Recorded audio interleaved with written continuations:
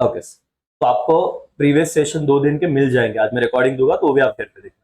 तो क्या होता है कि ये बैंक रिकंसिलेशन स्टेटमेंट, यहां पे कुछ क्वेश्चन हो गए, एग्जाम पॉइंट ऑफ व्यू से 10 मार्क का वेटेज है 11 मेन एग्जाम के लिए। आप अगर, और मैं आपको सिखा भी दूंगा, बट ये एक्चुअली चैप्टर ना प्रैक्टिकल लाइफ में बहुत ज्यादा यूजफुल है। ये सेम चैप्टर सीए फाउंडेशन को है, जो सीए करने वाले बच्चे हैं, और जो 11वीं में अच्छे से करता है ना, वो बच्चा सीए का क्वेश्चन भी सॉल्व कर पाता है, क्योंकि कंसेप्ट बहुत सिमिलर है। कॉमर्स मतलब कुछ अलग ऐसी बात है ही नहीं। मतलब कुछ बच्चों को लगता है सर हम तो 11th 12th प्लेन कर रहे हैं, हमको सीए सीएस वाले कोर्स में जाना ही नहीं है, तुम मत जाओ, मत करो। लेकिन तुम अपने आप को ये मत समझना कि तुम नहीं कर सकते, क्योंकि जितना नॉलेज तुम यहाँ पे लोगे सेम कंसेप्ट वहां पे अप्लाई होता है। पॉइंट क्या था, ये चैप्टर इतना प्रैक्टिकल है कि तुमको बैंक, कितने बच्चे बैंक में गए हैं? एक दो, सभी बैंक में गए। चेक किसने भरा है? एक दो तीन। ओके, आपको ना इस वाले जब चैप्टर में पढ़ा होगा, हम लोग ट्राई करेंगे बैंक में विजिट भी करें, और मैं मेरा पासबुक खुद आपको यहाँ पे दिखाऊंगा। और मतलब कहने का पर्पज है मेरा कि हम लोग ना यहाँ पे कॉमर्स में है तो बहुत प्रैक्टिकल चीज कर रहे हैं। दूसरा मेरा एक सवाल आप सबसे है कि आप अपने आप को 5 साल बाद, क्योंकि आपने एक नया स्ट्रीम लिया है, आपका एक बैकग्राउंड अगर मैं बताऊं ना बेटा, क्योंकि आज का लेक्चर मुझे लेना है, लेकिन उससे पहले मैं ये चीज क्लियर करता हूं, ताकि कुछ बच्चे जो नए हैं उन्हें आज की चीज सिखाने वाला वो तो समझे गए, बट आपका जर्नी कैसा है पता है? 2 इयर्स, 3 इयर्स एंड 2 इयर्स, इसके आगे मैं सीए की बात नहीं कर रहा हूं, नॉर्मल। ये 2 साल तुम्हारा 11th एंड किस में जाएगा बेटा? 12th। ठीक है, उसके बाद तुम बीकॉम करोगे, और इसके साथ कुछ बच्चे अदर कोर्सेज भी कर रहे हैं, जैसे आप मैडम बीआरडीएस में, राइट ना, मतलब वो भी कोर्स चल रहा है, कुछ बच्चे सीए कर रहे हैं, कोई अदर कोर्सेज कर रहे हैं, तो साइमल्टेनियस हो गया। लेकिन 3 साल का हमारा बीकॉम, ये ग्रेजुएशन वाला चीज होता है, और 2 साल हमारा क्या होता है? एमकॉम या एमबीए, मतलब पोस्ट ग्रेजुएशन कहते हैं इसे। तो हमें अगले कितने साल पढ़ाई करनी है कॉमर्स की? बहुत ज्यादा हो गया ना, मतलब सरिया को बता रहे थे जिंदगी, अभी तो शुरुआत की है, इधर टेंशन दे रहे हो करके 7 साल बोल के। ये इसलिए बोल रहा है बेटा कि कुछ बच्चों को लगता है कि 11th में ध्यान नहीं दिया ना, बाद में कर लेंगे, लेकिन ये तुम्हारे 6 साल आगे कैसे जाएंगे ना, वो डिपेंड रहेगा कि 11th में तुम एटलीस्ट अकाउंट, बाकी सब्जेक्ट तो इंपॉर्टेंट है, लेकिन एटलीस्ट अकाउंट को कितना अच्छे से समझते हो। डेटर्स, क्रेडिटर्स, अगर आप साइंस से लेते तो बात सॉर्टेड थी, आप आर्ट्स लेते तो भी बात अलग थी। अगर अभी आपने क्या चूज किया है? कॉमर्स। तो जो चूज किया उसमें टॉप पे रहना, ये हमारा प्रायोरिटी, एटलीस्ट टॉप अपने हिसाब से, कि मुझे सारी चीजें कंसेप्चुअली आ रही है। मैं मेरे दोस्त से कितना आगे हूँ कितना पीछे हूँ, ये ना मैं देखता हूँ ना आप देखना। ये कंपैरिजन हमेशा ये अपने बोलता ना कि मैं तो बोलता हूँ कि वो एनर्जी को डाउन ही कर देता है। बट हमें खुद के लिए तो खुद की नजरों में आगे रहना है, तो यहाँ पे बहुत ज्यादा कंसेप्चुअल क्लैरिटी में रखूंगा। लिमिटेड ही बच्चे रहेंगे, तुमको ये कभी नहीं होगा कि डाउट आया तुम पूछ नहीं पाए, या मुझे तुम्हारी शक्ल से दिख जाएगा किसको नहीं समझा, तो मैं तुमको बाद में बता भी दूंगा, तो तुम नहीं पूछोगे तो भी मैं यहाँ पे एक्सप्लेन करूंगा। बट पॉइंट क्या है कि अब तुम जो सीख रहे हो ना, ये ऐसी बात नहीं है कि 11th खत्म तो इसका कोई कंसेप्ट 12th में काम में नहीं आएगा, बिल्कुल नहीं। कि चलो 12th खत्म, अब भी बीकॉम करना है सर, आता तर काही अकाउंटशी घेणे देणंच नाही, आम्ही 11वी 12वी केलं, हे नवीन असेल नाही।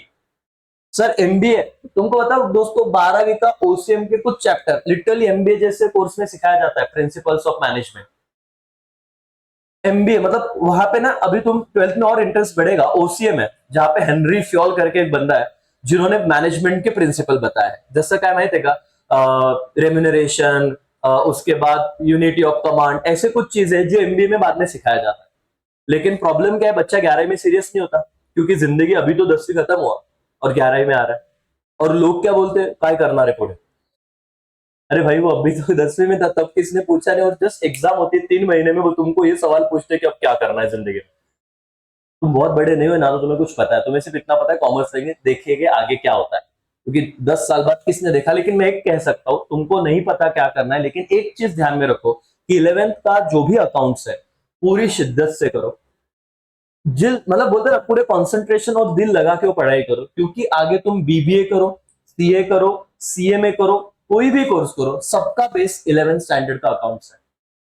गॉट इट बेटा? तो इसीलिए अगर तुम किसी लेक्चर में नहीं आए, जैसे 2 दिन तुम थोड़ा बाद आए, तो मैं आपको जो रिकॉर्डिंग्स दूंगा तो अच्छे से देखना, क्योंकि मेरे को पता है इधर अपन एक 3 वेब सीरीज देखते, 1 घंटे के दो दो ब्रेक लेते हैं, लेक्चर कैसे देखेंगे भाई वो 1 डेढ़ घंटे का, जैसे मैं अकेला बड़बड़ कर रहा और तुम घर पे बैठे हो।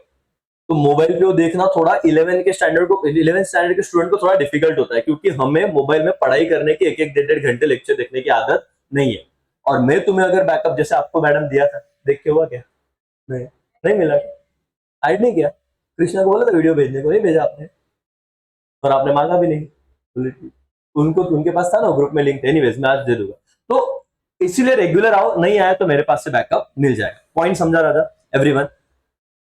क्यों करना है इसका मैंने जवाब दिया। मैं तुम्हें कभी नहीं बोलूंगा कि करो या फिर घिसो या फिर मेहनत करो, क्योंकि आज की जनरेशन ऐसा है, उन्हें सिर्फ ये बता दो कि भाई क्यों करना है। क्योंकि अगर आपने यहाँ पे नहीं किया तो आपको इसका प्रॉब्लम 12th में होगा, 12th में नहीं किया तो कॉमर्स में कहीं ना कहीं ये चीजें तो आपको आगे आने वाली है। लेकिन मैं आपको कहूं कि 10th आपका वीक था, आपको 80% मिले, 60 मिले, 40 मिले, कोई लेना देना नहीं ना, वो आगे कहीं पे काम में आने वाला है नॉलेज, ना इसका कुछ जिंदगी से कोई कनेक्शन है। लेकिन ये पढ़ाई सीधा आपके अर्निंग को डिफाइन करेगी। Okay, second thing, as a commerce student क्या लगता है हमें क्या क्वालिटी होनी चाहिए? कॉमर्स तो ले लियो, कोई तो आइडिया, बोलो कुछ भी बोलो यार, जब तक तुम बोलोगे ना वो अपने आप में फ्रेंडली इन्वायरमेंट होना चाहिए, ना कि टिपिकल टीचर वाला, क्योंकि वैसे करोगे तुम बोल नहीं पाओगे और स्कूल वाला विषय खत्म, वो अलग से टीचर। बोलो क्या लगता है, क्यों कॉमर्स में क्या एक क्वालिटी क्या होना चाहिए? बोले इस तरह भी क्या बोले? अब बोल बेटा, कुछ तो लगे। क्यूरियोसिटी होना चाहिए, ओके, और पेशेंस होना चाहिए, और क्यूरियोसिटी तो ठीक है, वो तो हर फील्ड में रहो, आपको तो वो डेफिनेटली अच्छा पॉइंट था, लेकिन वो तो रखना ही है। कॉमर्स में एक कहावत है, जो दिखता है वो बिकता है। आपको, आप कैसे देखो भाई, मार्केटिंग का जमाना है, साइंस जरूरी है, क्योंकि वो लोग चीजों को बनाते हैं, चीज मतलब है ना कि मेडिकल फील्ड हो गया, बहुत इंजीनियरिंग फील्ड हो गया, जो भी करके, ठीक है, आर्ट्स नेता वगैरह बन जाएंगे, है ना, लेकिन कॉमर्स दुनिया को चलाता है। आप टॉप 10 अमीर लोगों की बात करो, लिस्ट दो, सोचो, टॉप 10 में नहीं, टॉप 3 अमीर लोग बताओ कोई, गूगल कर सकते हो, मोबाइल है सबके पास, करो तो गूगल, देखो तो, बोले बिल गेट्स से तो एक आएगा ही सर, और वो अमेजोन का ओके बेजॉफ है ना, एलॉन मस्क पहला है, फिर एर्नोल्ड दूसरा है, फिर जेफ बेजोफ। ये कौन है पता है? बेजोफ अमेजोन, है ना। ये को क्या कर रहे हैं लोग?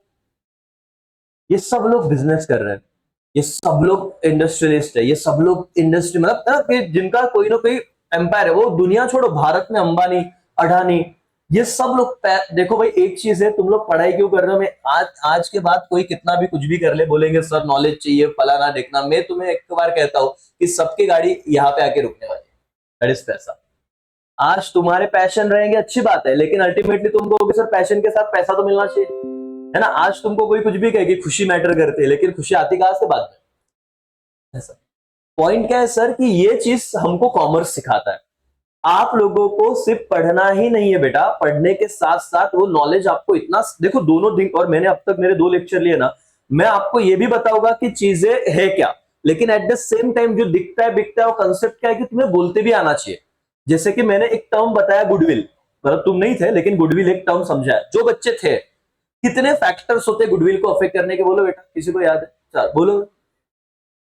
पहला क्या, सॉरी, फेवरेबल लोकेशन, फिर quality of product and services, फिर एम्प्लॉय, फिर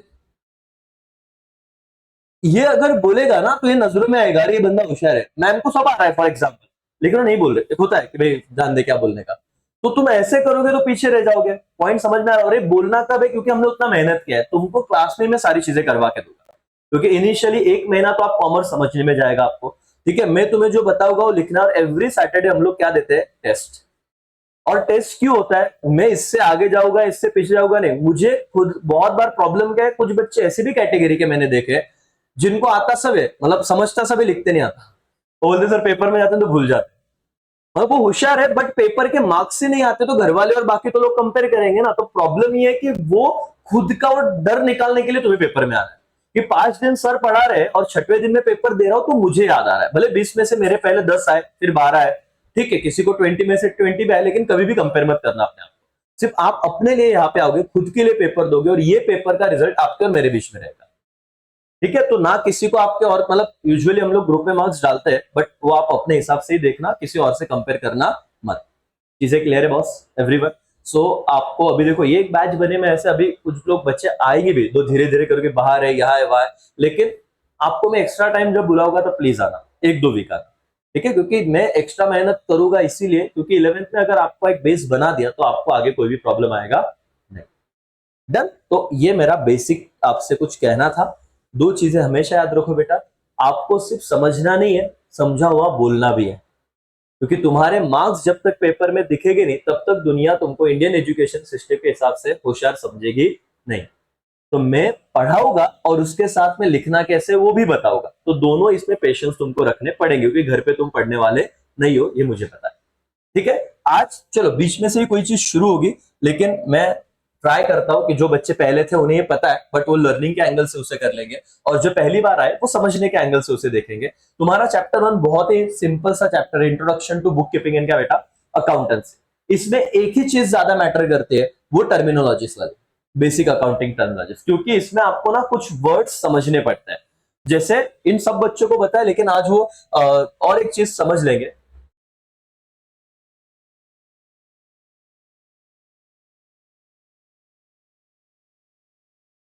तो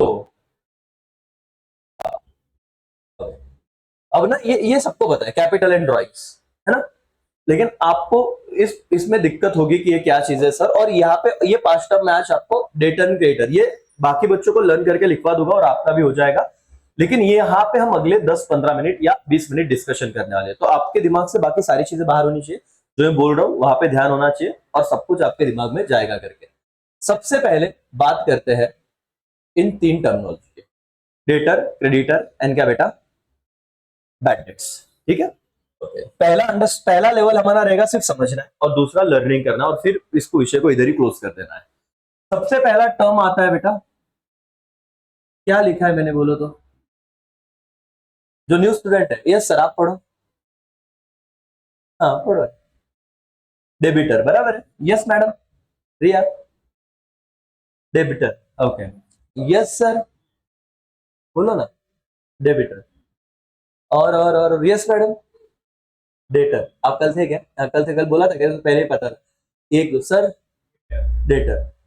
ये जो ना बच्चों की गलती नहीं है, यहाँ पे पहला टर्म है कि इसमें बी क्या है बेटा, साइलेंट, यदि आपको पता नहीं नहीं होगा ये वैलिड है, क्योंकि मैंने भी पहली बार डेबिटर ही बोला था, तो मेरे को किसी ने बताया नहीं था। इन बच्चों को बाकी को पता है, क्योंकि पहले बार इन्होंने भी डेबिटर ही पढ़ा था, बट है क्या, ट्रांजेक्शन होता है, इसको डेट, ये बी साइलेंट, अब क्या है, डेटर। क्या बोलोगे, डेटर। और इसका और एक टर्म है अपोजिट जो आपको देखना है, इसमें नॉर्मली बेटा क्या, क्रेडिटर। ये नए नाम है आपके लिए। ओके, 2 बातें बता रहा हूं, ध्यान से सुनो। आप आज क्लास कर रहे हो, आपके क्लास की फीस है क्या, यस, तो मैं आपको पढ़ा रहा हूं, ये मैं सोशल सर्विस कर रहा हूं कि मेरा बिजनेस है, क्या लगता है, बिजनेस, मैं पैसा कमा रहा हूं कि नहीं कमा रहा हूं? आप किधर भी जाओ पैसा तो है कि नहीं, आप पैसा दोगे तो मैं सर्विस दे रहा हूं, सिंपल फंडा है बॉस। ओके, उसके अलावा आप मूवी देखने गए, क्या लेना पड़ता है पहले, ऐसा होता है क्या थिएटर में, चलो आज मूड हुआ, चलो चाहते भी है कि यहाँ पे कॉलेज थिएटर है, जाके बैठ जाते हैं 3 घंटे, नहीं ना, क्या लेना पड़ता है पहले, टिकट। मतलब हम लोग 100 रुपए का टिकट खरीद रहे हैं, और फिर 3 घंटा इंटरटेनमेंट सर्विस जो भी दे रहा है वो, मतलब हर केस में आपको एक चीज तो फिक्स दिखेगी, क्या बेटा, मनी। कॉमर्स में यही सीखना है, इसके बिना कुछ भी होगा नहीं, अनटिल एंड अनलेस आप कोई धार्मिक काम नहीं कर रहे हो, चैरिटी नहीं कर रहे हो, तो आपको हर जगह क्या दिखेगा, पैसा। लेकिन पैसों में 2 बात आएगी, एक एक केस में तुमको पैसा इमीडिएट मिल जाएगा, इमीडिएट मतलब ऑन द स्पॉट करके, तुरंत, और एक एक केस में तुमको पैसा फ्यूचर डेट में मिलेगा। पहले समझते हैं व्हाट इज फ्यूचर डेट। व्यवहारिक की बात करते हैं, तुम कभी किराने दुकान पे गए हो, कभी किराना दुकान ग्रोसरी में गए रहेंगे और बोला होगा, कभी सुना होगा कि साहब आज आज ये चीजें दे दो, 1 महीने बाद पैसा देगा, ऐसे कभी सुना है? उसको कौन सा ट्रांजेक्शन बोलते हैं हमारी लैंग्वेज में, हिंदी में, मराठी में, जो भी है, क्या है, उधार बोलते हैं ना। कैसे लिया था हमने, उधार पे लिया, कभी सुना है उधारी, उधारी सुना है, बैनर देखे उधारी बंदा है ना, व्हाट इज उधारी, कॉमर्स छोड़ो यार, जनरल है, बिना कॉमर्स की बोल रहा हूं, उधार मतलब क्या, अरे ढोक लो, बोलो ना, देख क्या रो शक्कर भाई, उधार मतलब क्या? नहीं पता? पता है? नहीं पता? पता, बोलो सर। इन फ्यूचर डेट ना, will pay for that product in future date, मतलब है कि वो आज लेगा लेकिन पैसा क्या देगा बाद में, लेकिन पैसा देगा कि नहीं देगा? देना पड़ेगा ना, कंपल्सन है। तो ट्रांजेक्शन तो हो गए, पैसा तो लगेगा। जहां पे आपको ऑन द स्पॉट पैसा दे दिया, उस ट्रांजेक्शन को कौन सा ट्रांजेक्शन कहते हैं बेटा?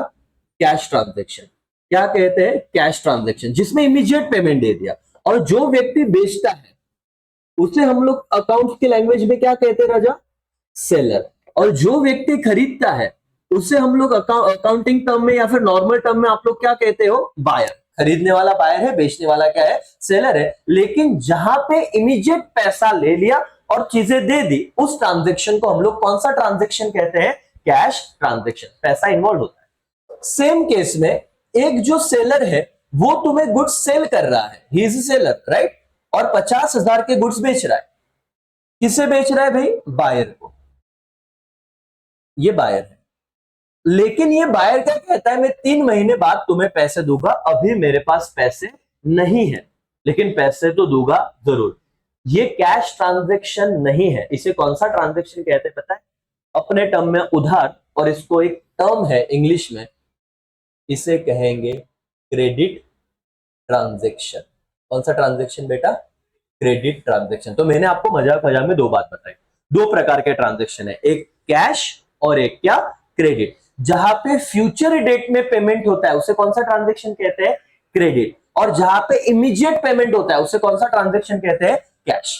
ट्रांजेक्शन तो होगा, जैसे कि आज मैं आपको पढ़ा रहा हूं और मैंने तो अभी इमीडिएट किसी से पैसा नहीं लिया, तो फिलहाल जो आपका ये जो चीज चल रहा है क्रेडिट ट्रांजेक्शन है। मुझे आपसे पैसे लेने हैं और आपको मुझे पैसा क्या करना है बेटा? देना है। ठीक है? अब देखना, समझना चीजों को। पहले आपको क्या क्रेडिट ट्रांजेक्शन ये वर्ड समझा क्या? जहां पे पेमेंट इमीडिएट होता है कि फ्यूचर डेट पे होता है? Future date. कंसेप्ट क्लियर हो गया? यहाँ पे ट्रांजेक्शन जहां पे पेमेंट फ्यूचर डेट पे होगा उस ट्रांजेक्शन को कौन सा ट्रांजेक्शन कहते हैं बॉस? क्रेडिट ट्रांजेक्शन कहते हैं। ओके, दोनों ही ट्रांजेक्शन में क्या रहेंगे? सेलर। दोनों ही ट्रांजेक्शन में क्या रहेंगे? बायर। ठीक है? लेकिन जब उधार वाले ट्रांजेक्शन हो गए, वहां पे अब नया पिक्चर रोल में आएगा। यहां पे अब मैं लिखता हूं तो अभी आपको समझ जाएगा। जैसे ही मैंने क्रेडिट ट्रांजेक्शन लिखा, अब आपका दिमाग इतना तो स्ट्रॉन्ग चल ही रहा है कि क्रेडिट ट्रांजेक्शन मतलब पेमेंट रिसीव हुआ है कि नहीं हुआ है? नहीं हुआ है। तो अब ये बिजनेसमैन है, तो मैंने एग्जांपल हमेशा मैं वही देता हूं, और आप वापस एक बार समझ लेना। और चीजों को जो जो बच्चे पहले थे वो ऐसे समझो कि अगर कोई और बच्चा मैं आपको सिखाने बोलूं तो आपको सिखाते आना चाहिए, इस तरीके से। तो जब आपको सिखाता है तो बाकी बच्चों को उतना दिमाग में वो कंसेप्ट स्ट्रांग होता है। अगर सिखाई नहीं पाए तो फिर क्या ही फायदा? तो तुम्हें से जाना। ये गड़ा इलेक्ट्रॉनिक है, और गड़ा इलेक्ट्रॉनिक में एक बंदा बैठा है। इसका नाम क्या बेटा? जेठालाल। ठीक है? अब ये जेठालाल बैठा हुआ है गड़ा इलेक्ट्रॉनिक्स में। इसके पास एक व्यक्ति आया चीज खरीदने के लिए। व्यक्ति आई, ठीक है, बबीता जी आई, बोले मेरे को मोबाइल दो, 20,000 का मोबाइल था। और जेठालाल तो जेठालाल है, बबीता जी से इमीडिएट पैसा बोले बाद में दो, 2 महीने बाद, है ना, मेरे को इमीडिएट पैसा नहीं दिया तो भी चलेगा। तो ये जो ट्रांजेक्शन है जेठालाल और बबीता में, कौन सा ट्रांजेक्शन है? वेरी गुड, क्रेडिट ट्रांजेक्शन है। अब यहां पे एक टर्म में आपको समझाने वाला हूं बेटा, जिसको आप बी साइलेंट करके बोलो। क्या पढ़ोगे इसे? डेटर। अब डेटर हमेशा क्रेडिट ट्रांजेक्शन में ही होगा। कैश ट्रांजेक्शन में कभी भी डेटर या क्रेडिटर टर्म यूज होता नहीं है। पहले मैंने आपको एक स्टेटमेंट बताया, डेटर हमेशा कौन से ट्रांजेक्शन में आएगा? क्रेडिट। कैश में कभी भी नहीं आएगा। अब आपके अंदर सवाल होगा सर ऐसा क्यों? ये हमें बताओ, थोड़ी देर में समझेगा। क्योंकि जब भी डेटर, डेटर किसे कहते हैं? जिससे बिजनेस को पैसा लेना बाकी है। ठीक है? दिया नहीं, बाकी है, फ्यूचर में पैसा आएगा। जिससे पैसा आना बाकी है उस पार्टी को अकाउंटिंग टर्मिनोलॉजी में एक कीवर्ड है, एक वर्ड है, जिसे क्या कहा जाता है? डेटर। तो जिससे पैसा आना बाकी होता है। तो बबीता जी जेठालाल के लिए कॉमर्स के एंगल से इनके लिए क्या टर्म है? डेटर की क्रेडिटर क्या कहा जाएंगे ये लोग? ये क्या कहा जाएंगे? डेटर। क्यों डेटर कहे जाएंगे? क्योंकि इनसे पैसा बिजनेस को लेना बाकी है। समझ में बात आया क्या? A person who owes money to the business. अभी इंग्लिश में पढ़ेंगे अपन, बात की बात है, पहले मैं समझाता हूं नॉर्मल। फिर इंग्लिश पे जाएंगे। वो तो दिया है उन्होंने, वो हमको करना है, लेकिन कंसेप्ट नहीं समझा, इंग्लिश पढ़ते रहे तो फिर कोई यूज नहीं। तो जिससे पैसा आना बाकी है, आया हुआ नहीं है, ट्रांजेक्शन हो चुका है, because it is credit transaction. Jethalal ने फोन दिया, बबीता जी ने फोन लिया, लेकिन 20,000 रुपए दिए नहीं, ये कौन सा ट्रांजेक्शन है? क्रेडिट। तो इस टर्मिनोलॉजी में जो बायर है, बायर को और एक नाम है, क्या नाम है बेटा? डेटर, जिससे पैसा आना बाकी है। क्लियर है इतना? ओके। तो जेठालाल भी तो कई होलसेलर से खरीदता होगा बल्क में, और जेठालाल ने भी उधार पे खरीदा, बोले पैसा मैं बाद में दूंगा, क्रेडिट ट्रांजेक्शन ही था। लेकिन जेठालाल को पैसा देना बाकी है, किसी को देना बाकी। तो अगर पैसा देना बाकी, तो इस पार्टी को एक नाम मिलता है। क्या नाम मिलता है बेटा? उससे क्या कहते हैं हम लोग? क्रेडिटर। क्या कहेंगे राजा? बोलो तो। क्रेडिटर। क्या कहेंगे? क्रेडिटर। तो जिससे पैसा आना बाकी है, जो बिजनेस को पैसा लेना बाकी है। और हमेशा याद रखना बेटा, कॉमर्स में एक बहुत बड़ा कंफ्यूजन होता है बच्चों। बहुत बार हम लोग 11th में आए तो हम हमारे एंगल से सोचते हैं, लेकिन तुम थोड़ा बड़े हो जाओ, तुमको हमेशा किसके एंगल से सोचना है पता है? किसके एंगल से सोचना है बेटा? बिजनेस। अगर बिजनेस के लिए पैसा आना बाकी है, बिजनेस के लिए, तो जिससे पैसा आना बाकी हो, बिजनेस का क्या होता है बेटा? डेटा। और बिजनेस ने किसी से लिया तो देना बाकी है, तो वो पार्टी क्या हो जाती है? क्रेडिटर। लेकिन आप इसको बीच में रख के सोचोगे बिजनेस, ठीक है। लेकिन ऐसे हो सकता है ना कि जिसको उधार पे दिया जाए वो पैसे ही ना दे, हो सकता है। आजकल तो भाई इंडिया में अब लोग तो फोन बंद कर देते हैं। और अपना ऑनलाइन तुमने देखा रहेगा कि आज सीए फाउंडेशन की बैच में करीब करीब अपने 110 बच्चे ऑनलाइन, ठीक है, जो ऑल ओवर महाराष्ट्र से जुड़े हुए हैं। कुछ बच्चे तो, कुछ एक यूपी का भी है और एक गुजरात से भी, मतलब 2 बच्चे महाराष्ट्र के बाहर के भी है। सीए फाउंडेशन क्योंकि ऑल ओवर इंडिया वाला कोर्स, और ऑनलाइन में भी अपना अच्छा खासा एक बोलते हैं ना कि एक इंफ्रास्ट्रक्चर है, तुमने देखा होगा यूट्यूब से एंड ऑल जगह से। तो वहां पे मैं जब उधार पे किसी को देता हूँ, किसी बच्चे ने फोन बंद कर दिया था, मैं यूपी एंड गुजरात में थोड़ी ना जाऊंगा भाई फीस दे तुझे, वो किधर रहता क्या पता। तो वो जब मेरे एंगल से पूछना, अमोल का सर के एंगल से, मैं उसको सर्विस दे रहा हूं, पैसा मैंने पूरा लिया नहीं, तो ये कैश ट्रांजेक्शन है कि क्रेडिट ट्रांजेक्शन है? क्रेडिट ट्रांजेक्शन है। और जिससे पैसा लेना बाकी है वो लोग मेरे कौन है बेटा? डेटर। तो हो सकता है ना डेटर पैसा डुबा दे, हो सकता है। तो वो पैसा अगर डूब गया तो उसे क्या टर्म कहा जाता है पता है?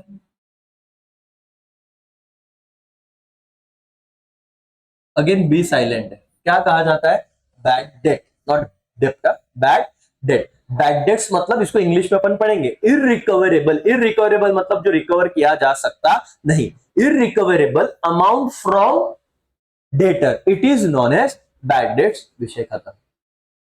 तो आपको अभी तीनों टर्म समझ गया पहले। और ये बताता हूं कि मैंने ऐसा देखा है बेटा कि जो बच्चे, जैसे आप तो 11वीं में क्लास कर रहे हो, आज मेरे साथ जुड़े हो, पहला लेक्चर है फॉर एग्जांपल, कुछ बच्चों का किसी ने बहुत पहले भी लेक्चर किए। 12वीं होने के बाद अभी जो सीए वाले बच्चा है, उनको मैंने सवाल पूछा था। क्या पूछा था बता बेटा? और मैं क्यों बता रहा हूं, ताकि तुमको ये फील हो कि तुम लोग को ये स्टेप जानना कितना जरूरी था। मैंने उनको ये पूछा था कि डेटर्स, क्रेडिटर्स और बैड डेट्स, ये टर्म्स कौन से ट्रांजैक्शन में आता है? कैश, क्रेडिट की बोथ? यहां पे मेरा सवाल क्या था, ये टर्म कौन से ट्रांजैक्शन में आते हैं? Cash transaction, option B credit transaction, option C both, and option D नहीं पता। कुछ लोगों ने तो नहीं पता बोला, कुछ ने बोला तो बोध बोला। लेकिन आप मुझे बताओ कौन से ट्रांजैक्शन में ये टर्म आएंगे? क्रेडिट, लॉजिकली, क्योंकि कैश में तो सवाल ही नहीं बनता किसी से पैसा आना है किसी को देना है, वो तो इमीडिएट पैसा आ जाता है, तो बात ही खत्म। लेकिन ये ऑब्जेक्टिव टाइप क्वेश्चन बहुत बार देखा गया है कि सीए फाउंडेशन, सीए में फाउंडेशन जैसे एग्जाम में आता है। तो जो लोगों को ये पूछा जाता है तो सीए करना रहेगा, क्योंकि तुमने ये सुना है दुनिया से कि बहुत डिफिकल्ट है। अपन ने किया नहीं, अपन ने सिर्फ सुना है। और लोग बोलते थे एक तरह से नहीं, हाँ 10-10 घंटा पढ़ना पड़ता है भाई, और जिंदगी झंड हो जाती है, जवानी बर्बाद हो जाती है, ऐसे ऐसे डरा दिया होता है अपने को। तो अपन, और ये ऐसे ही पूछा, मतलब बेसिक कंसेप्ट स्ट्रांग है ना, तुमको कोई भी कोर्स में दिक्कत नहीं आने वाली, तुम कुछ भी कर लो यार। लेकिन बेसिक होना चाहिए। अब तुमने क्या जवाब दिया कि सर डेटर, क्रेडिटर और बैड डेट्स, ये तो बट ऑब्वियस है, कॉमन सेंस है, हमेशा कौन से ट्रांजेक्शन में क्रिएट हो गए? क्रेडिट। क्योंकि क्रेडिट मतलब कहां पे? फ्यूचर पेमेंट की बात है, और फ्यूचर पेमेंट का ये चीज हो सकती है। क्या कंसेप्ट क्लियर है सबका?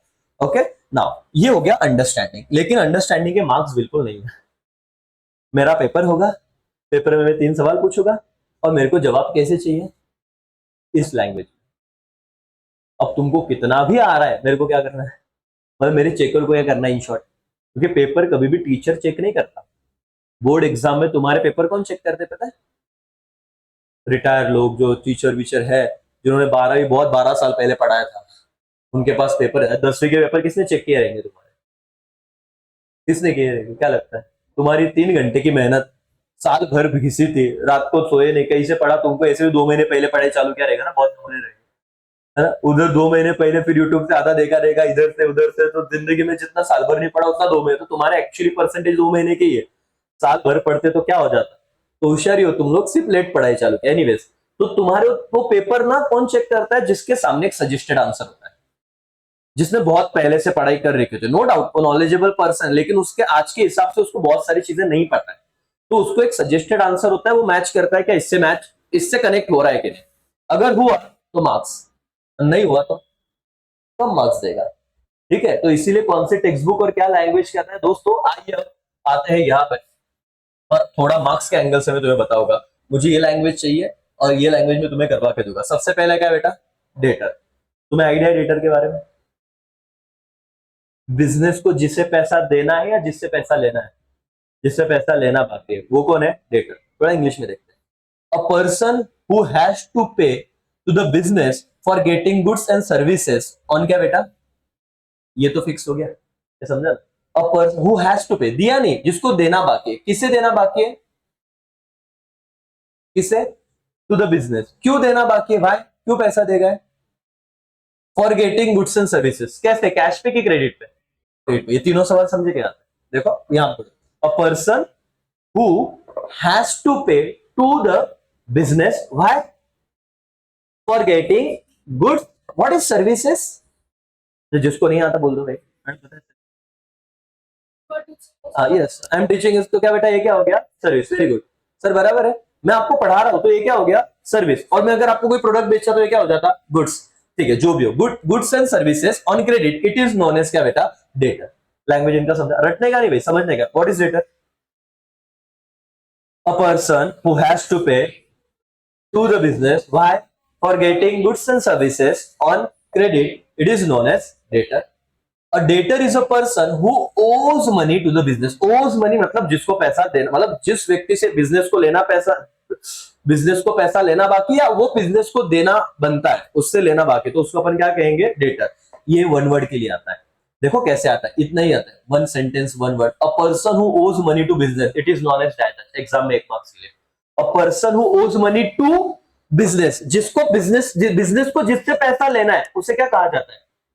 क्या कहा जाता है? डेटर। 2 लाइन हुई, बोलो क्या है? अ पर्सन ओज मनी टू, टू की फ्रॉम, टू बिजनेस। और यहां पे एक होगा देखो,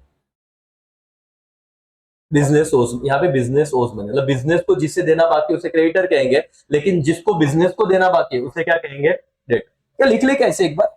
अब देखते हैं क्या हो जाएगा। क्या मैंने तुमको एक सवाल दिया और अभी मैं लिखने के एंगल से बता रहा हूं, डेटर्स, और ये सवाल है 2 मार्क्स के लिए। ओके बताओ क्या लिखोगे? लिखना है? तुम लिखोगे बिना देखे? लिखो तो। पेन है? पेन लाए? पेन लाए बेटा? आधी जनता को तो आएगा नहीं, मेरे को पता है। भूल गए सर, स्टार्ट का हिंदो ना क्या था, भूल गए।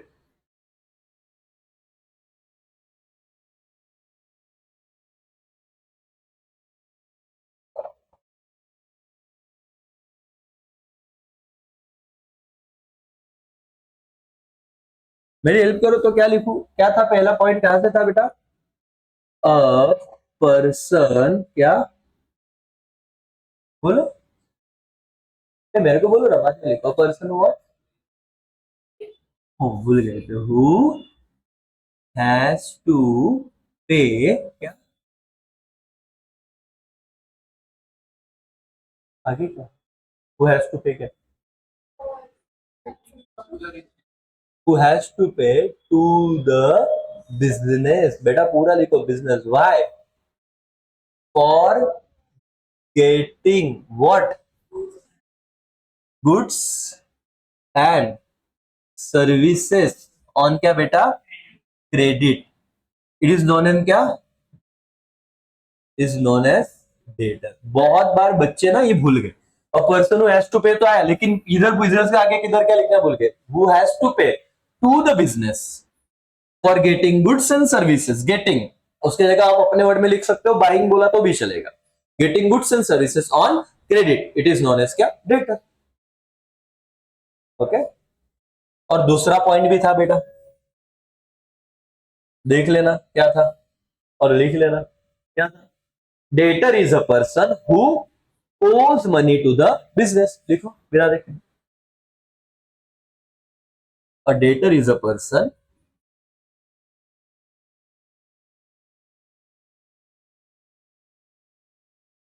Who owes money. मनी क्या बेटा? फ्रॉम द बिजनेस की टू द बिजनेस.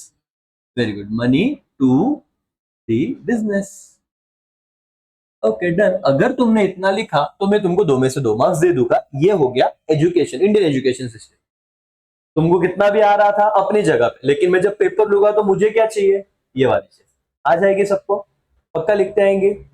1 मिनट दो, 30 सेकेंड्स. किसी को भी पूछू बताते आएगा. ठीक है. और 30 सेकेंड स्टार्ट. ये पूछूंगा मैं बाद में, हटा दूंगा. What is date?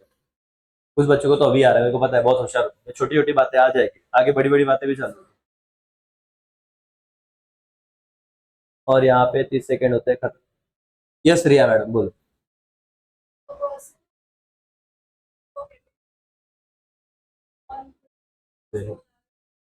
दूसरा point. Very nice, very good madam. Yes वही.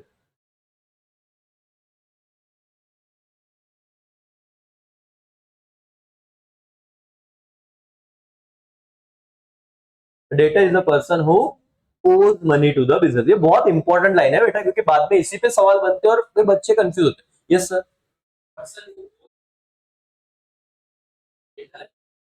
वाई थोड़ा सा रहते हैं.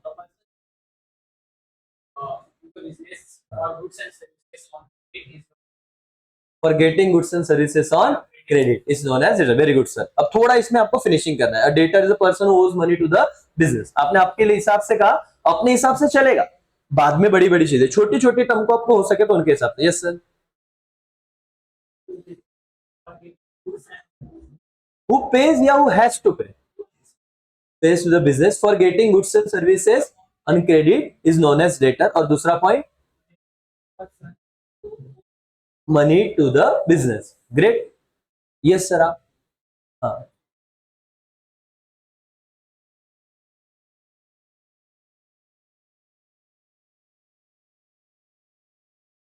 ठीक है. अब यहाँ पे रुकते, बाकी सवाल दूसरे बच्चों को पूछेंगे. बट यहाँ पे आप समझो यार, मैंने वही चीज बताई, उसी को बार बार रिपीट कर रहा हूँ. क्यों करा रहा हूँ? क्योंकि यही पे यहाँ पे लेके बाहर निकलने.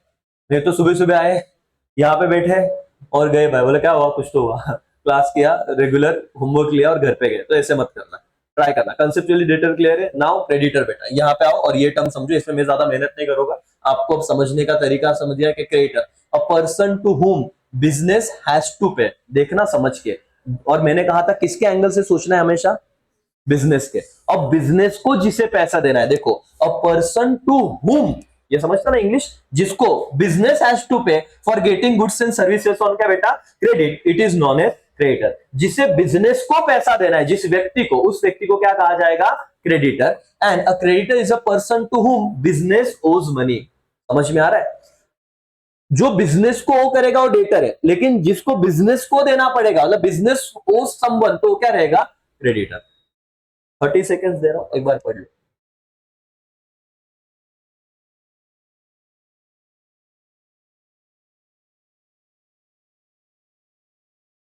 लर्निंग के लिए तो टाइम चाहिए यार, और मुझे लगता है कि इनिशियली तुम 10th के बाद आए हो तो थोड़ा थोड़ा इसलिए धीरे धीरे बढ़ाऊंगा.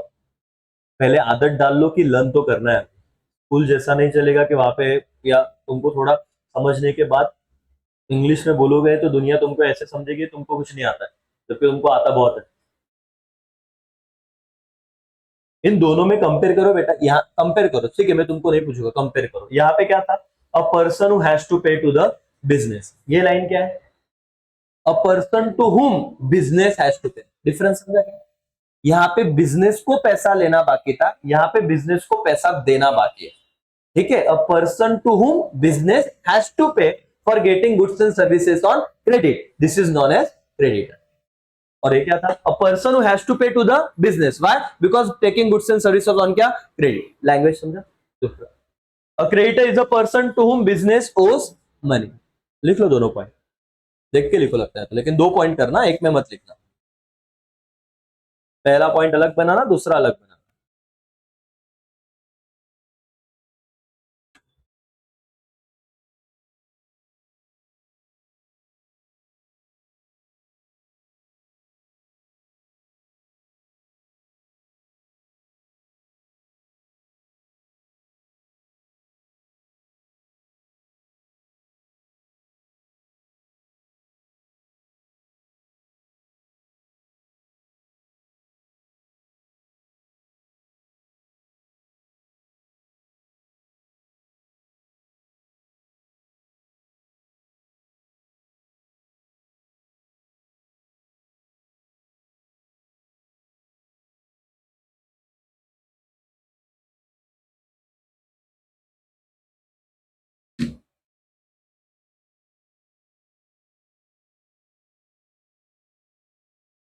थोड़ी देर पहले यही चीज आपको बहुत अच्छे से समझी थी, बट आप भी लिखते वक्त आपको वापस थोड़ा थोड़ा देखना पड़ रहा है। तो आने वाले सैटरडे को हम छोटा सा टेस्ट लेने वाले हैं, तो इसको अच्छे से लिखना और इतना ही पढ़ के आना घर से। तो जब टेस्ट दोगे तो आपका कॉन्फिडेंस और बढ़ेगा।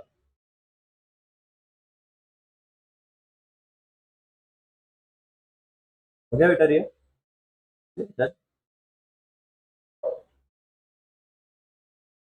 बच्चे लिख रहे हैं, अभी भी थोड़ा स्पीड पे भी काम करना पड़ेगा, राइटिंग है, कोविड के बाद ये बड़ा लफड़ा है कि हमारा राइटिंग स्पीड भी बहुत कम हो गया। ठीक है, बोर्ड एग्जाम दी थी, लेकिन कितना टाइम हो गया, अब तो 2 महीने हो गए रहेगा ना, 2-3 महीने बोर्ड एग्जाम को दिए हुए। तो 2 महीने से कुछ किया भी नहीं रहेगा, पहली बार लिखा होगा ना मैडम कि लिखा था। पूरा हो गया बेटा, श्रद्धा, एक लाइन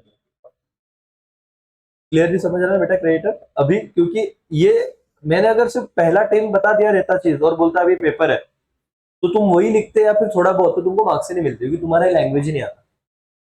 ठीक है, तो मार्क्स के लिए आपको हमें ये करना पड़ेगा, देखिए तुमको किसी ने पूछा तो तुम जनरल बोल सकते हो, क्रिएट ट्रांजेक्शन वगैरह। एंड लास्ट क्या आता है बेटा, बैड डेट्स, बी के आगे side, bad debts, irrecoverable, irrecoverable का मतलब क्या, जो नहीं आने वाला, irrecoverable amount from whom, from the debtor, क्योंकि डेटर वही व्यक्ति जिससे पैसा लेना बाकी, तो डुबाएगा तो वही। अगर मैं बोलूं ट्रू और फॉल्स, देखो दूसरा एजुकेशन कैसे होता है, अब तुम समझो मैं आपको क्या पूछ रहा हूं, an irrecoverable amount from creditor, it is known as bad debt, true or false?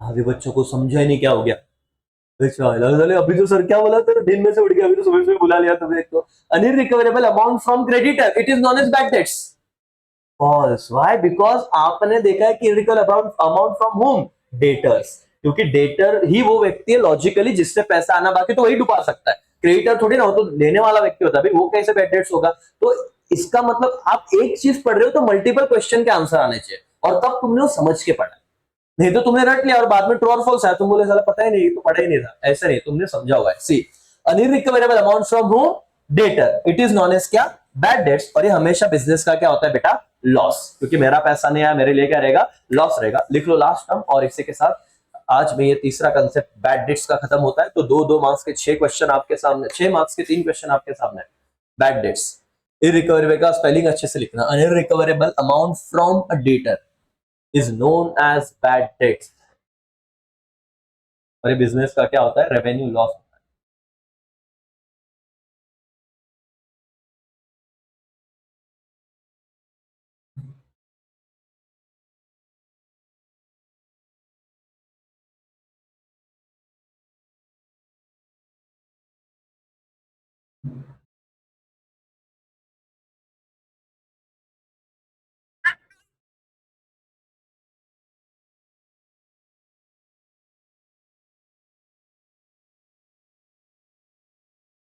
Done. यहाँ पे एक पॉइंट कर लेना बेटा और ये दूसरे पॉइंट में लिखना it is revenue loss to the business.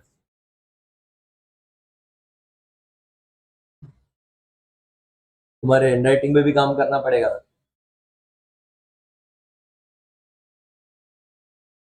समझा? ओके। हाँ।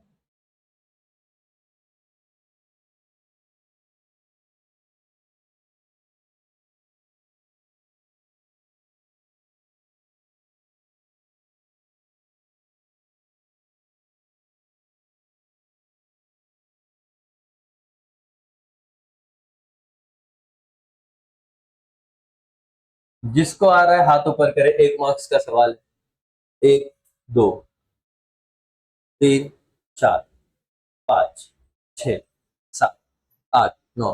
नहीं आ रहा है। आ रहा है आंसर क्या है?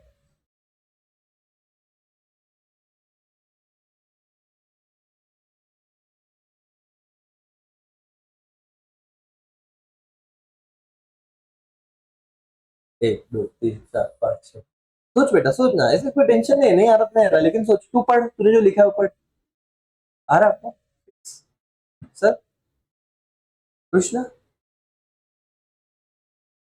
कृष्णा ने आंसर दिए। ओके,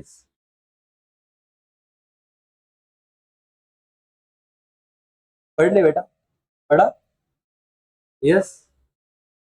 एक आंसर आया, क्रेडिट, क्रेडिट, क्रेडिट, क्रेडिट। क्यों? अरे भाई मैंने, a person to whom the, यहाँ पे लग गई ना, ऐसे सवाल पेपर में आते हैं क्या?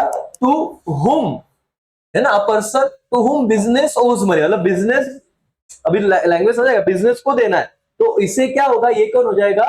क्रेडिटर। और जो बिजनेस को देगा तो उसे टू द बिजनेस, वो क्या हो जाएगा? क्रेडिटर। तो टू एंड टू मिला, कैसे लगे? ऐसे पेपर होता है। और हमें जब तुम समझोगे तो तुम वो डील कर पाओगे। तो भले वो कंसेप्ट तीन छोटा सा था, लेकिन पढ़ते वक्त मुझे बताओ, घर पे तुमको बोला जाता बेटा एक काम कर, क्लास मत लगा, ये घर पे पढ़ ले, तो बोलेगा सर कितना टाइम लगा दे तुम? 5 मिनट में पढ़ते, 7 मिनट में सो जाते, बोले हो गया पढ़ा यार। लेकिन कैसे पढ़ना है समझा बेटा? टाइम है तो टाइम दो अकाउंट्स को, और ऐसे पढ़ो कि तुमको कोई ये ना बोल पाए 10वीं तक का इतिहास छोड़ दो, जो भी था, यहां से नई जर्नी है, नया लाइफ है और नया पेज है जिंदगी का। तो वो अच्छे से लिखना चालू करो, जो कुछ तुम्हारे रिग्रेट विग्रेट कुछ नहीं रखना है पीछे का, कम आया ज्यादा है जो हुआ, लेकिन अब ध्यान दो। डन हो गया ये चीज? क्लियर? तो 3 चीज, डेटर, क्रेडिटर और क्या? Bad debt. मुझे बताना, कैश ट्रांजेक्शन और क्रेडिट ट्रांजेक्शन किसमें ये टर्म्स देखे जाते हैं? Credit. What is credit transaction? जहां पे पेमेंट कौन सी डेट पे होते हैं? फ्यूचर डेट पे, इमीडिएट पेमेंट नहीं होता। वेरी गुड, खत्म। That's all. और यही पे ना, यहाँ पे एक दिया हुआ है, देखो शायद से ऊपर रहेगा। ओके, अब मैं आपको और एक टर्म बता दूंगा, ये आपको लिखना है, गुड्स और क्या बेटा? असेट। बाकी बच्चों को पता ही है थी, लेकिन वापस एक बार बता रहा हूं तो बहुत अच्छे से समझ। क्या एक चीज को, जैसे कि डिजिटल बोर्ड है, इस डिजिटल बोर्ड को मैं असेट भी बोल सकता हूं और इसे मैं क्या बोल सकता हूं? गुड्स। लेकिन ये डिपेंड्स करेगा कि पर्पस क्या है। जैसे कि ये डिजिटल बोर्ड जिन लोगों से मैंने खरीदा, वो इसके डीलर है। क्या वर्ड यूज किया मैंने? डीलर, मतलब व्यापारी है। ये यही इनका बिजनेस ही है कि डिजिटल बोर्ड को क्या करना? सेल करना। लेकिन अमोल कासर ने 2 डिजिटल बोर्ड लिए, इस क्लासरूम में और उस क्लासरूम में। क्या मेरा काम है क्या डिजिटल बोर्ड बेचने का? नहीं। मैंने क्यों खरीदा है, क्या लगता है? जनरल सवाल, क्यों खरीदा है? सर गाने सुनने को यूट्यूब पे बोर होता है तो लगता है इस पे। तुमको भी सुना होगा कभी, ऐसे एक आध बड़े सेशन रहे तो अपने, तो मैं तुमको गाने वाने सब सुनेंगे अपन, लेकिन मैच देखेंगे, जैसे इंडिया पाकिस्तान तो हो गया रात को, लेकिन कोई आपको लगा इंटरेस्ट है तो। बट पॉइंट व्हाट, कि ये मैंने रीसेल करने के लिए खरीदा है कि बिजनेस के लिए खरीदा है बेटा? बिजनेस। तो वो मेरा क्या कहलाया जाएगा? असेट। लेकिन अगर ये डिजिटल बोर्ड में रीसेल के लिए खरीदता तो उसे मैं क्या कहता? गुड्स। तो कोई चीज गुड्स है या असेट है, ये किस पे डिपेंड करता है? उसके पर्पस पे। कि अगर मैंने वो रीसेल कर, जैसे ये चेयर्स, ये मैंने खरीदे चेयर्स, यस, ये वाले बीच में जो है, क्या मेरा ऐसे बिजनेस है क्या 10 में खरीदो 15 में बेचो? बोले सर बच्चे ने आ रहा अपन एक काम करते बिजनेस चालू कर देते, ऐसा है क्या बेटा? नहीं। तो अगर ऐसा होता, अगर मैं रीसेल के लिए खरीदता तो इस चेयर्स को कहां पे लिखता? गुड्स। लेकिन अब फिलहाल मैं किधर लिखूंगा? असेट। तो जो तुम बिजनेस पर्पस के लिए लेते हो, रीसेल तुम्हारा पर्पस नहीं है, उसे तुम क्या कहोगे? असेट। और जो बिजनेस के लिए लेते हो नॉर्मली, उसे क्या कहा जाएगा? हाँ, मैं बेचने के लिए खरीद लोगे, उस रीसेल करने के लोगे, उसे क्या कहा जाएगा? गुड्स। ठीक है। अब देखो, एक रो हाउस का लाइन है, इसमें रो बंगलो, 4 रो बंगलो है, 1 नंबर, 2 नंबर, 3 नंबर, 4। कॉर्नर वाले महंगे 10-10 लाख से। ये गुड्स है कि एसेट है? बिल्डर के लिए क्या है? बिल्डर के लिए क्या है? गुड्स, क्योंकि उसका काम ही रो हाउस बनाना और बेचना। लेकिन मैंने खरीदा 3 नंबर का रो, क्या हो गया? समझ में आया बेटा? तो टर्मिनोलॉजीज अकाउंट में इतना सॉर्टेड है कि गुड्स और असेट डिपेंड करेगा उसका पर्पस क्या रहेगा, और इससे हमको सीखना है। क्योंकि आगे जाके सेकंड चैप्टर जिन बच्चों को हो गया, जो बहुत पहले से आते हैं ना, तो आ रहे हैं ना, उधर मैंने ना एक ऐसे ट्रांजेक्शन में लिखता हूँ, सेल गुड्स और सेल या सोल्ड फर्नीचर। तो फर्नीचर कहा तो क्या कहेंगे हम लोग? असेट। और गुड्स तो सॉर्टेड है। इसका क्या लॉजिक है उनको पता हो, उन्होंने देखा था कि कहाँ पे सेल वर्ड यूज करते हैं और कहाँ पे असेट यूज करते हैं। तुमको भी आएंगे जब सेकंड चैप्टर आएंगे अब। लेकिन ये समझना बहुत जरूरी है, टर्मिनोलॉजी। Done, sorted. तो जहां पे पर्सन डील कर रहा है उसे क्या कहेंगे हम लोग? गुड्स। और जहां पे बिजनेस पर्पस के लिए ले रहा है उसे क्या कहेंगे बेटा? असेट। दोस्तों ज्यादा लिखना नहीं, अभी मैं लिखवाऊंगा नहीं, लेकिन गुड्स एक बार पढ़ लो।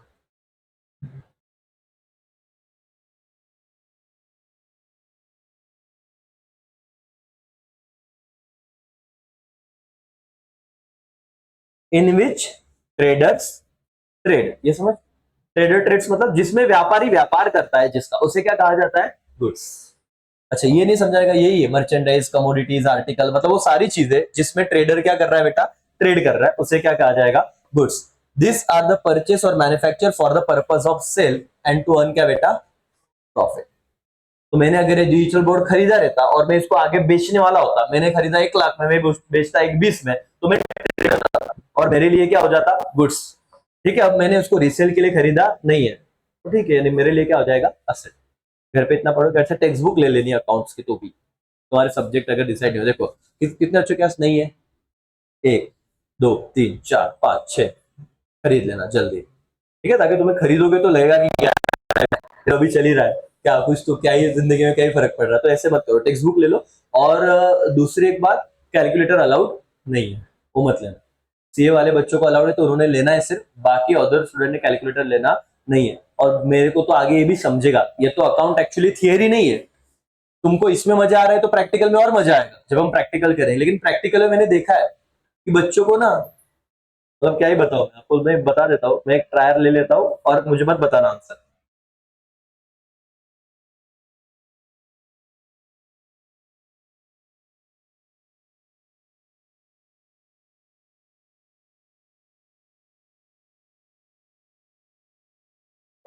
क्या आंसर आता है इसका, बोलो। माइनस करो ना, करो करो, माइनस करो। हाँ, माइनस सब्सट्रैक्ट कर दो। और बोलना मत, लिख लेना, क्योंकि टाइमर लगा है मैंने कितना।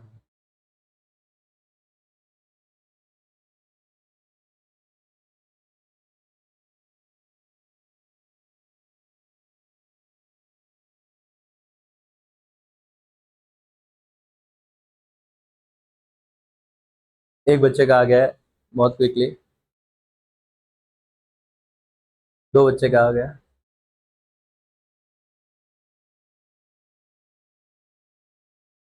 हेलो मैडम, 12 बजे जमेगा आपको आज?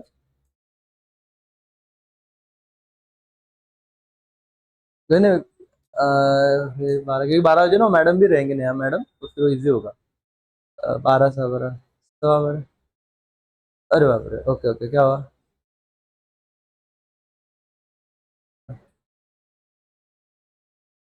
हाँ,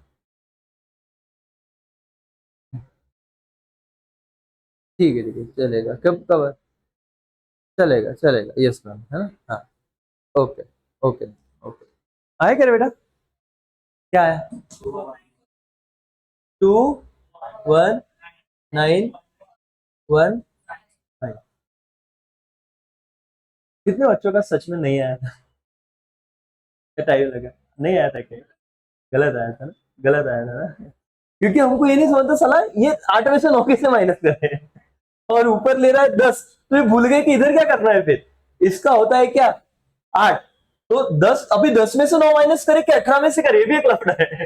तो 18 में से 9 माइनस किए तो क्या बच गया 9, फिर यहाँ पे तो 8 हो गया, अब ये 9 नहीं रहा, 8 में से 7 गए तो 1, ठीक है, फिर 7 में से 8 नहीं जाएगा और एक टेंशन, तो फिर वापस इधर क्या लिया 10 और इसको क्या कर दिया 2, तो ये कितना हो गया 17, 17 में से 8 गए कितना गया बचता बेटा 9, ओके, और फिर 2 में से गया 1 और ये 2 का 2, इतना सॉर्टेड है। लेकिन हुआ ना गलती, और अकाउंट में आगे जाके तुमको ज्यादा इनिशियली 11वीं लेवल पे कैलकुलेटर अलाउड नहीं है, और प्रॉब्लम बच्चों का कैलकुलेशन नहीं होता है ये तो, और सब्सट्रैक्शन कभी लगा तो जिंदगी में आंसर गलत होगा, और अभी 11वीं में आके पहले दिन ऐसे लफड़े हो गए, तो इसीलिए थोड़ा प्रॉब्लम होता है बच्चों को। अकाउंट डिफिकल्ट नहीं है, मैं तुम्हें ये भी सिखाऊंगा, मतलब मैं तुम्हें बहुत बेसिक से सारी बातें बताऊंगा अज्यूम करके कि 10वीं तक ही था और वहां पे हम कितने सीरियस थे हमें पता था, तो इट्स ओके। लेकिन मैं आप लोग आना थियोरी देखो कुछ लेक्चर, क्योंकि जब तक मैं तुमको बेसिक टर्मिनोलॉजीज नहीं बता दूंगा तब तक मैं सीधा प्रैक्टिकल पे जाके कोई यूज ही नहीं है, कोई सेंस ही नहीं है,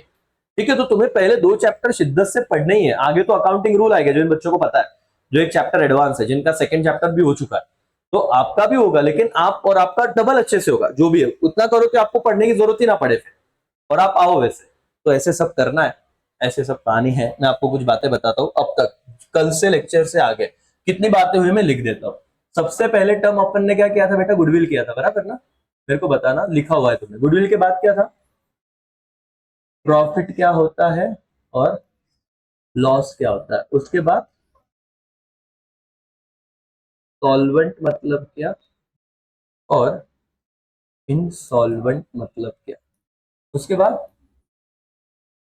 कल आई थिंक सो कल का सेशन ना, कल क्या हमने किया, हाँ फिक्स असेट किया, फिक्स असेट और करंट, और फिर आज क्या और कुछ किया था कल, नहीं ना, और आज क्या हमने क्या पढ़ा आज,